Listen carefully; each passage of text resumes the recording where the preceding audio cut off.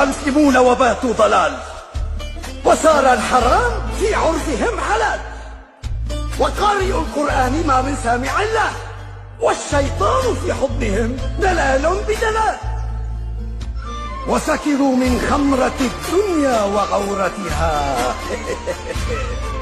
حتى ظنوا اللص ابن حلال.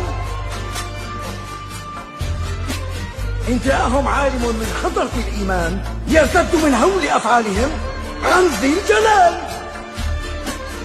الطالب يعلم المعلم الآيات، والولد على جده صار يحتال. الفقر هرب من الفقراء لفقرهم، والسادة على قلوبهم اجتمعت الأموال. شيوخ ظنوا أنفسهم رسلا، وهم على قلب الأهالي غمة ووبال.